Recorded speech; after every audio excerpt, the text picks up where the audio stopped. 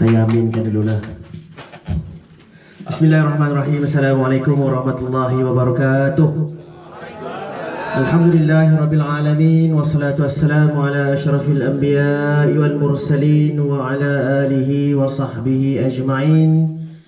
Yang saya hormati, yang berhormat Dr. Mujahid, yang berhormat Wabi Hanifah, Wabi Amiruddin, tuan-tuan dan puan-puan rakan seperjuangan yang hadir, dan juga para pengundi dan masyarakat di dalam DUN N58 Slim pada malam ini.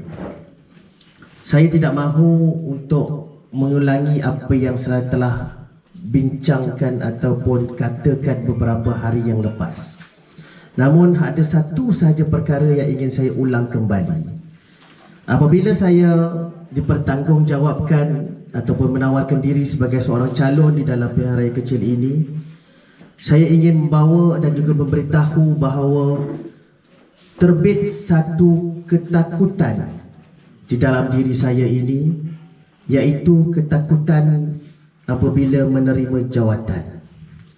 Kenapa kita perlu takut untuk menerima jawatan? Hakikatnya kita perlu tahu bahawa apabila kita menerima jawatan, kita mesti tahu bahawa jawatan itu perlu dipegang sebagai satu taklif ataupun tanggungjawab. Bukan jawatan itu kita pegang sebagai satu tashrif ataupun untuk kita bermegah-megah.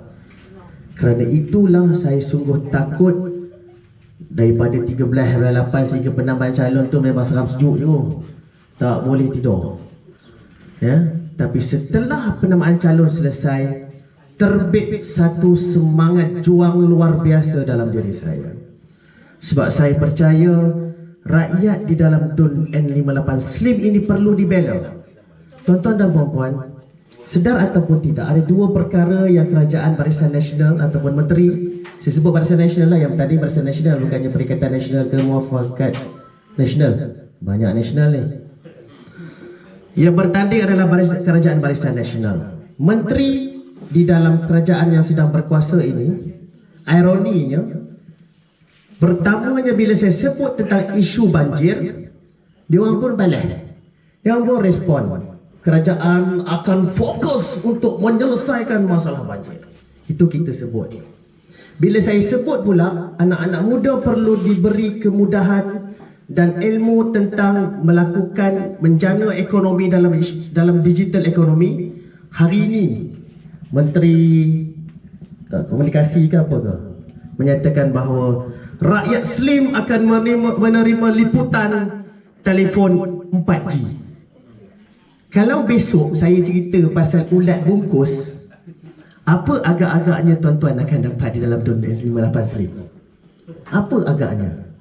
Sedar ataupun tidak tuan-tuan, pada Mac 2018, beberapa ketika sebelum PRU 14, Menteri Pertanian ketika itu, Menteri Pertanian ke siapa? Datuk Masukiong, Parlimen Terlitan ketika itu, beliau telah mengumumkan bahawa kerajaan akan menguntik sebahagian dana, lebih kurang tak salah, saya tak ingat figure dah. Dana tersebut adalah untuk membantras ulat bungkus. Tahu ke ulat bungkus ni? Kan? Ulat bungkus ni adalah antara salah satu makhluk perosak yang mengganggu tanaman sawit. Kerajaan memperuntukkan beberapa juta bajet khas yang diumumkan sebelum PRU 14 untuk membasmi ulat bungkus. Itu beberapa bulan sebelum PRU 14. Kita tahulah sebelum PRU mulalah ceritanya kan, tawar itu, tawar ini, tawar itu, tawar ini. Dan kawasan yang terlibat antaranya lebih kurang 7,000 hektar lebih kurang di dalam negeri Perak sahaja yang terlibat dalam masalah ulat bungkus tu. Tapi sehingga ke hari ini, apa yang telah terjadi? Beberapa orang yang telah saya temui ketika dalam walkabout atau sesi pertemuan saya dengan pengundi-pengundi di sini, menyatakan bahawa masalah itu masih lagi belum selesai.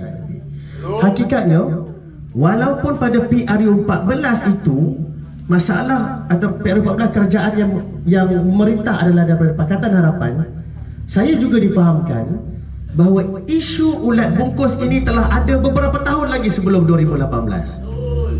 Jadi siapa kerajaan yang berkuasa ketika itu, tuan-tuan? BN kan? Dan siapa pula yang bertanding pada hari ini? Calon daripada? Sedar ataupun tidak, adakah isu ini akan diselesaikan oleh mereka orang yang sama? Kerana itulah tuan-tuan, saya ingin beritahu dan ingatkan pada tuan-tuan dan puan-puan, kehadiran saya di hari ini, walaupun saya sebagai seorang calon bebas, saya tidak hadir secara seorang diri tuan-tuan.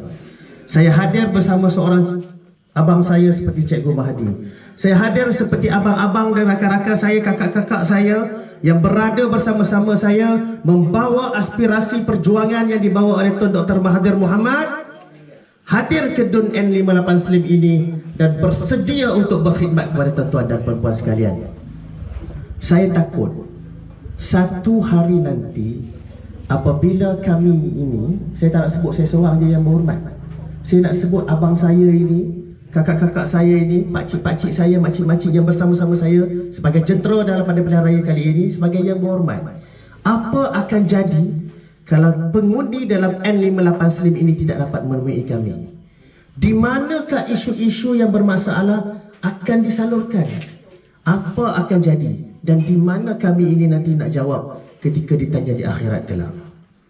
Tuan-tuan dan puan-puan, para pengundi N58 DUN Slim, saya ingin menyeru tuan-tuan dan puan-puan mengambil peluang pada pilihan raya kecil ini. Beritahu saya apa dia masalah tuan-tuan dan puan-puan. Saya akan utarakan.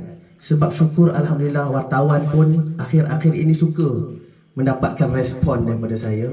Saya akan beritahu. Kalau katakan saya tidak menang pun sekali ini, siapa pun yang menjadi wakil rakyat selepas ini pada 29 hari bulan 8 2020 ini nanti, beliau perlu bertanggungjawab untuk menyelesaikan masalah, setiap masalah yang sedang dihadapi oleh para pengundi di dalam DUN N58 Slim ini. Tuan-tuan dan puan-puan, saya berharap pada masa yang sama untuk tuan-tuan dan puan-puan pada 29 hari bulan 8 nanti turunlah mengundi. Ajak anak-anak, pakcik-pakcik, ajaklah anak-anak untuk turun bersama yang ada di bandar balik ke kampung untuk mengundi.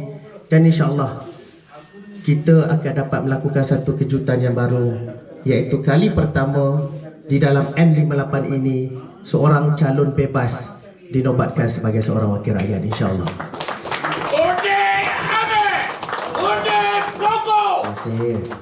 Sekian, wabillahi taufiq wa hidayah.